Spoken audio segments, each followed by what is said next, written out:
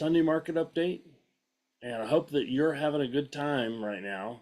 I hope that you expect that you should be able to make pretty pretty decent gains being bullish on the euro. Let me explain why. I'm going to share my screen. We're going to start with the chart of the euro and tell you what's going on in the US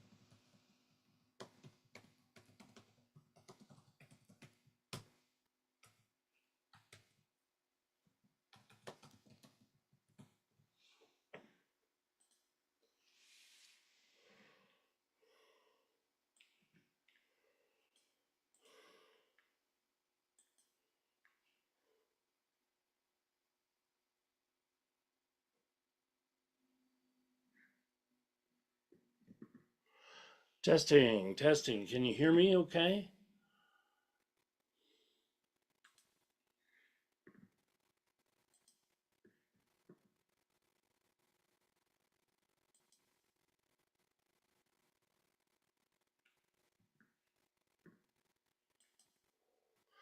Okay, good. I'm glad you can hear me. Sorry that we're having this technical difficulty.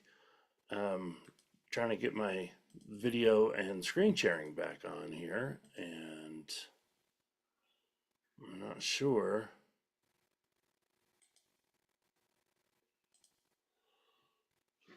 I think I did not join as a panelist somehow.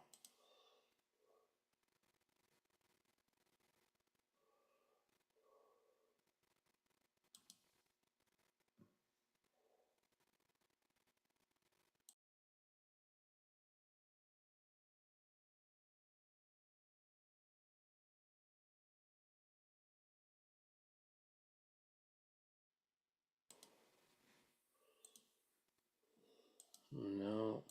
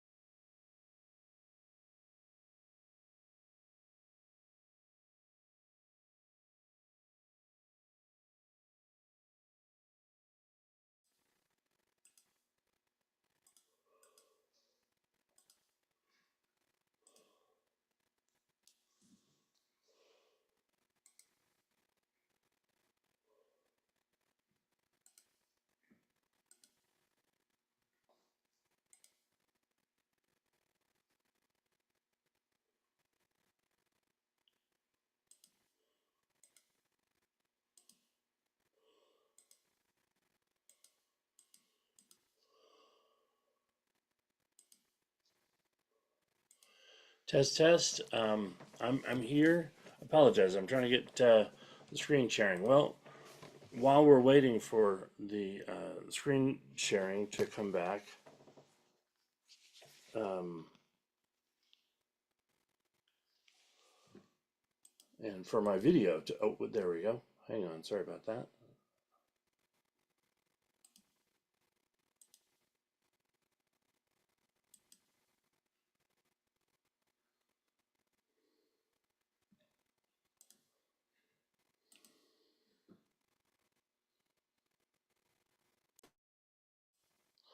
All right.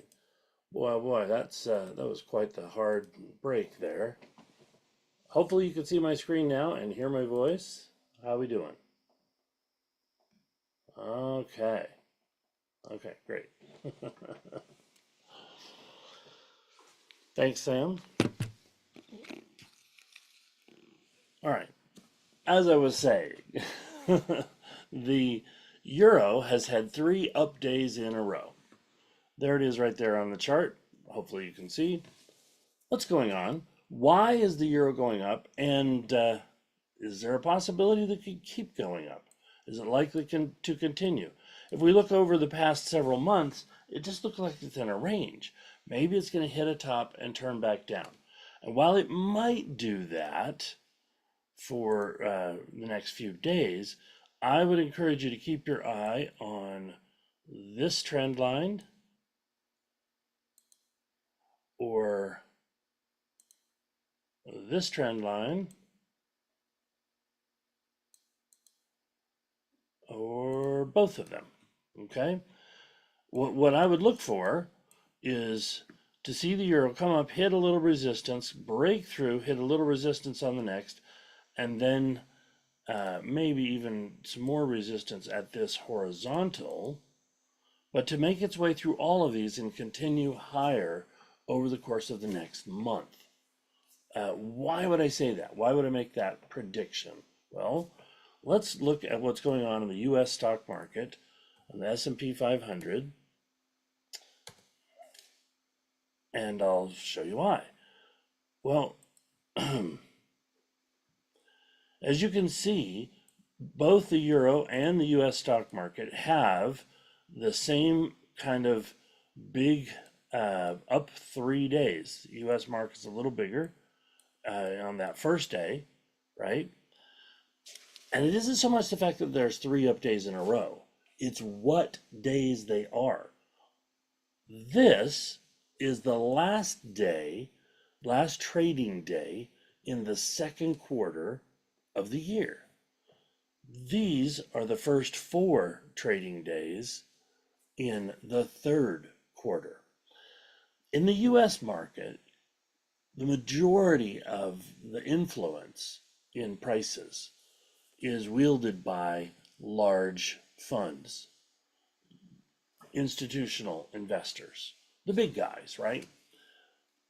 They don't move around thousands or hundreds of thousands, not even millions. They move around billions, right? And so because they do, they have a lot more influence on where prices are going to go. So if you know what they're going to do, it helps you anticipate what could come in the weeks and months ahead. There's an academic paper that was written a few years ago, and if you go to ssrn.com and you search for this phrase, turn of month effect, you can read all about how it is that at the end, the last, this one right here, equity returns at the turn of month, and also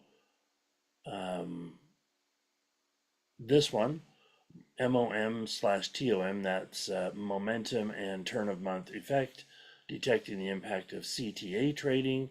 Both of these studies, and there might be more. That one, equity returns at turn of the month.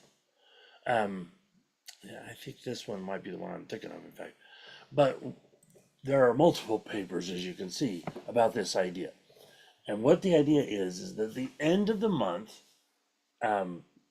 institutionals will reposition their money and their strategies based on what they think is coming up.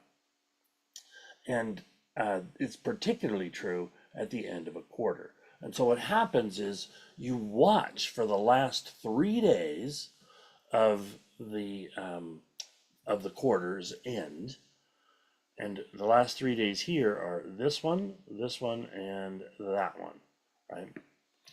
You watch those last 3 days, and you also watch the first 3 days of the next opening quarter, and sort of take them together and think about them this way. If I'm an institutional fund and I've got a whole lot of money, and I want to put that money in and let it ride on whatever positions I'm going to create for at least a year if I can. I mean, if the market's really bad, then maybe I'll, cut my trade short. But I want to hold on to my positions for more than a year. That's typical of institutional trading. And in order to do that, I have to sort of drop off certain positions and move them on in a timely fashion. And I also have to report. So if I'm a, mutual fund or a hedge fund or something, that has people giving me money to invest, I have to report that most likely on a quarterly basis. I have to report to the SEC on a quarterly basis too. And so what is on my books at the beginning of each quarter is what's going to get published. Now, if I have a stock and it's a big loser and it's a stinker and I want to get rid of it, or if I have a really great gain that I think is done, I want to bank that, and then I want to get ready to open up a new position. And if I have the ability to do so at the end of the quarter, that's what I'm going to do. I'm going to peel off certain positions I don't like and put on new ones at the beginning of a quarter. That's typical behavior. If one hedge fund does it, it doesn't matter. But if a lot of hedge funds do it, that's billions of dollars moving around in the market, and it shows up on the charts. Now, is there any particular reason why they would do this at the beginning or end, rather, and beginning of a quarter? Sure, it's because of a thing called earnings season. Earnings season is when the largest companies, the S&P 500, the majority of them all report. Now, sure, companies are, doing their earnings reporting all throughout the quarter, all throughout the year, but the bulk of them tend to happen starting at about 3 weeks after the quarter begins and then going for about a month after that. And so institutions, it takes them a while to build up a position. If they believe one of these stocks is going to have a really good report, much better than the market as a whole expects, they're going to go out there and they're going to try and build up a position in that stock. Well, again, if one hedge fund decides, oh, we like Micron, we're going to build up our position in Micron. Well, that's probably not going to show up very much.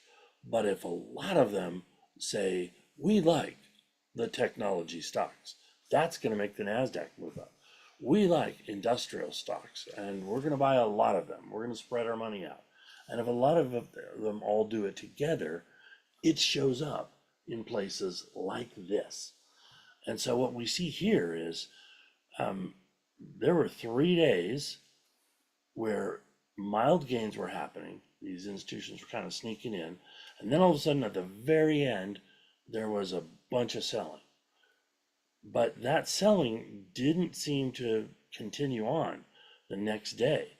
That's a big bearish engulfing candle. A lot of people know bearish engulfing candles, like that's where you have, a small up day bracketed by a big down day.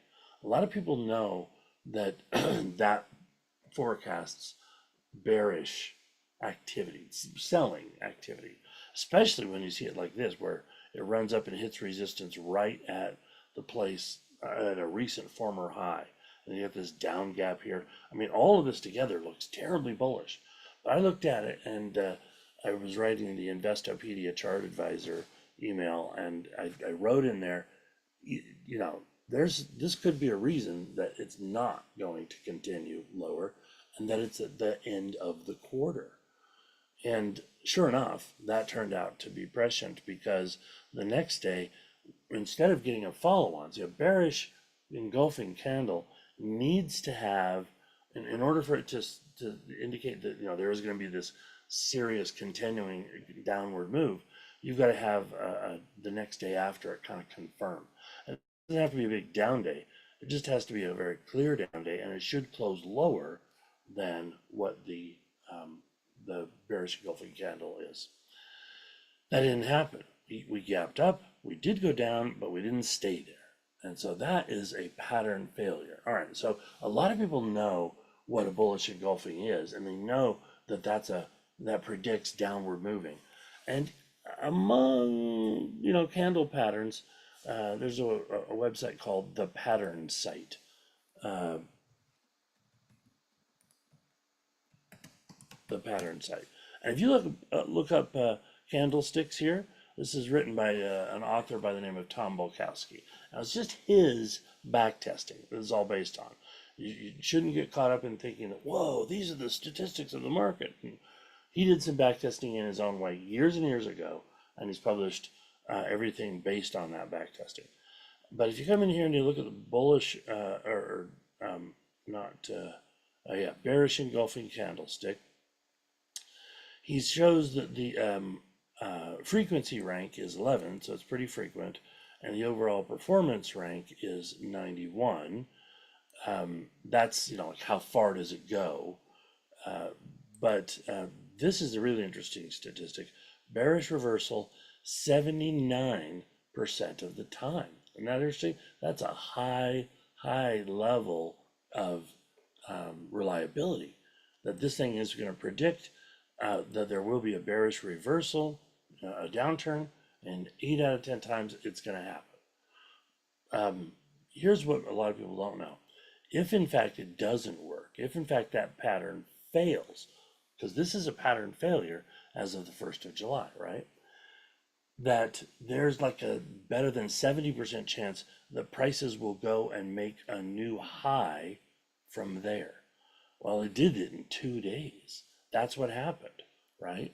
So when I saw this fail, I wrote the next day, hey, that's a bullish indication. Now, here we have these 3 bullish days. What's going on? It's not just a little bit of conviction. This is a lot of conviction. These institutional guys, they're really pretty certain that there's going to be good news coming up at the end of, or in the middle of and through earnings season. They can't. It's not that they could be expecting the Fed to raise rates or lower interest rates. It wouldn't be that, would it?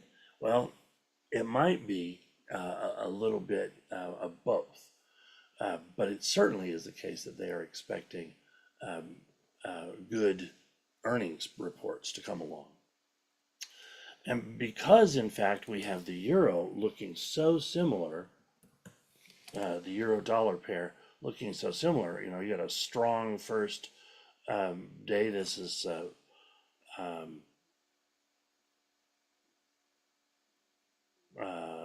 yeah, these days are a little different. This Friday. Oh, right, because this includes the 4th of July. Yeah, so we got Wednesday, Thursday, and Friday here, these strong days. I mean, it's interesting, right? So this tells you that the US dollar is weakening just a little bit at the same time that the US stock market is riding higher. We should actually look here and show you the correlation. Rather, let's do it this way. Correlation coefficient between the US dollar, or the euro US dollar pair, and the S&P 500.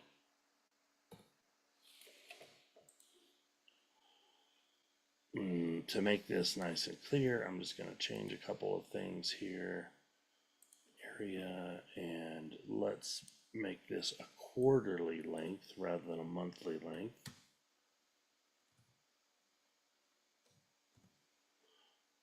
All right. And if I back this up a little bit,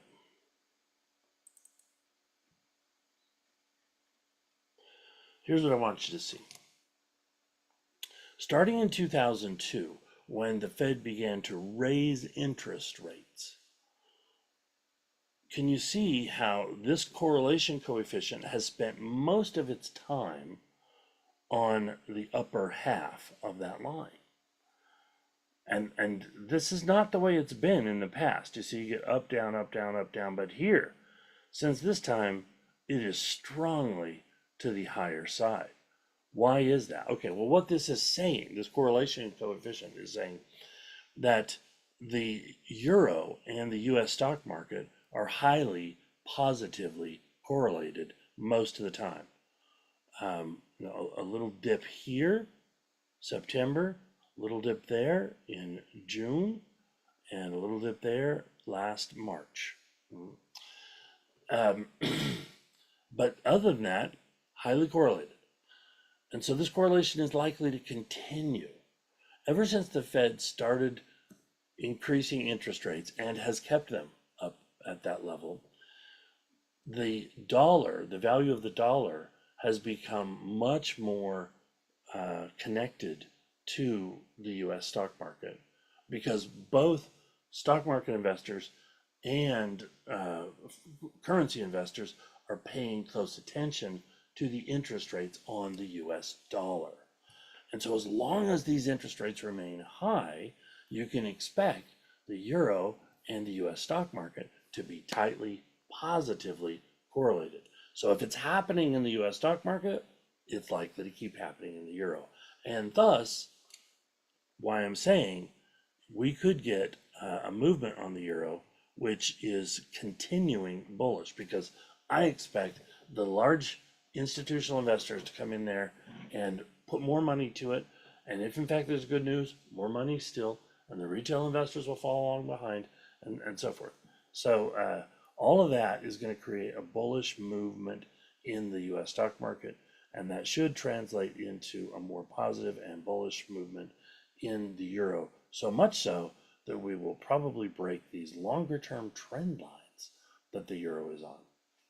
Now, if the euro is going up because the dollar is weakening, now let me explain that connection real quick. Why would the dollar be weakening if the interest rates aren't dropping? Well, it could be that investors are expecting them to drop in the next few months, or it could be this. If I am a US investor and I have $1 million in my bank account, my retirement account, and I want to put it to work because I see the market running up, and I need to be invested. Inflation is high. I need my investments to be higher. Where can I get good investments? Not in real estate right now. And commodities, that's a mixed bag. But stocks are going up all through 2023 and first half of 2024. We've had a nice strong bull market. Why wouldn't I think that that's going to continue, right? So I want to move my money out of cash and into stocks. And that's a big influence of what's happening. So people are moving money out of cash away from the US dollar, and they're using it to buy stocks, at large institutional investors especially. They are reducing their cash positions and increasing their stock positions. That's why the US market drives the dollar lower, even if the interest rates are holding high. Okay. And so if that's happening, the dollar's going down. Well, the euro is a 60% teeter totter from the dollar, so the euro is going to go up. And that's what maintains a correlation between the US, the euro, and the US stock market. So it's really worthwhile to watch the stock market for clues about what's going to happen with the euro. And it's never been more true than the past year and a half. And as long as conditions don't change with interest rates, it's likely to remain that way. It hasn't translated into a strong bullish market for the euro, though, which has been kind of interesting. But it's very possible that we could get that now. You look at, let me change this, take the correlation coefficient away, and add just a simple rate of change. And any old oscillator will probably show it to you. As you see this thing start to come down, we got a low here, and then we got another price low right there. And then let's see, settings, what are we? Oh, we're only at 9. Sorry, this is going to be a little longer. Let's go out to say 30 day rate of change there. That's a little better. Yeah, you see how that, there it is right there. It's hard to see. Maybe if I make it a little more pronounced. This low point on February 6th is connected to this low point right here. And shortly thereafter, we get a lower point on the euro, and the rate of change is going higher. And this is what we call a bullish divergence. And that does make a short-term upward move. But then you get this thing here, which that low point comes down to this level, and the rate of change here did not come down to that same level, even though the euro makes a lower low on this trend. And so what we're seeing there is a bullish divergence. You've probably heard that term before. This thing is going up while that thing is going down. That tends to mean bullish, changing from bearish to bullish. And here, we haven't fully done it yet, but we're going down, down, down. And now, is it possible that we will start going up? We've got the higher low. Now we've got to put in the higher high, which would mean breaking through all three of those lines of resistance. I think there's going to be some chop for the euro over the next 2 or 3 weeks. But if we do manage to uh, see the euro manage to break through that top line and close above it, I think it's kind of blue sky from there for the euro. If in fact the euro does that, well, that tells you a lot about several other pairs because the US dollar is on the other side of them, right? We would expect to see the Aussie dollar. And sure enough, the Aussie dollar has already broken out of that little resistance level. Could it be on its way? I mean, we probably won't go straight up, but could it come up here and best that high? Yes, it certainly could. How about the Canadian dollar? Well, that one's a little more tricky because it's so tightly connected to the U.S. economy. But sure enough, you've got this downward line that has already broken through, right? And so you're seeing this on the U.S. dollar pairs, U.S. dollar weakness, and the other pair, whatever it is, showing a little bit of strength. And so it's a consistent thing, which I would expect is going to hang around. Now, US dollar in the front position of the dollar yen, what are we thinking here? Is this going to keep going higher? Well, it shouldn't. And in fact, look at let me reset that chart. Look at what we're seeing here on this momentum, the rate of change. We see this making a higher high, but this making a lower high. See that?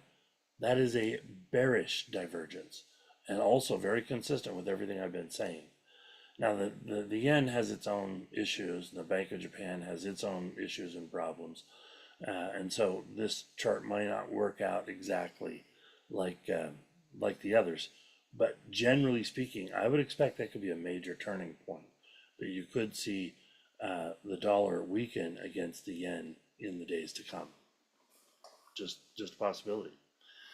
But that's the reason for it. We're at the beginning of a new quarter. U.S. and institutional investors are expecting good earnings. Something that would change all of this is if somehow earnings came through very poorly and the large companies were reporting bad results with their earnings. There'll be a few that will show bad results that aren't connected with everybody else. But watch Microsoft, watch Apple, Google, Amazon.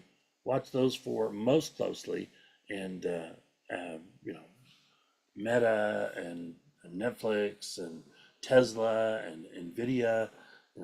All of those. Nvidia, I think we're going to have to watch closely too, because Nvidia's its market cap is so high, it has become unusually influential on the market. And Nvidia's earnings are way out on the end, so it's going to take a while before Nvidia shows its influence here. But the earlier ones are going to be Apple and Microsoft. So on Apple, in the case of Apple, we're looking at just about 3 weeks away. It is Wednesday, July 24th, when Apple will show up. See, now this whole thing with Apple just running up higher and higher and higher like that. This is the moment when Apple says, yeah, we're getting into AI. And so they're going to become a AI company. I mean, at least from an investor standpoint. And nobody thought they were up until this moment. Now all of a sudden, boom, up they go because of this partnership they're going to do with OpenAI. That's a lot of hype. That is a lot of hype. They haven't, started yielding products and stuff yet. You got people running in. You got analysts pushing this all the way up to $260 as a price target. So there's real possibilities that this earnings could shock people back into reality, and you could see Apple fall. If that doesn't happen, because this is going to keep going, Apple's going to keep going for the next couple of weeks, I would expect. If that doesn't happen, then I think you see Apple start to play catch up on Nvidia. Um, and of course, if Apple goes up while Nvidia is continuing to go up, then you'd have this huge influence on the market. And so we could end up seeing a really great quarter ahead of us. Microsoft is quietly just charging forward. Their earnings day is on the 23rd of July.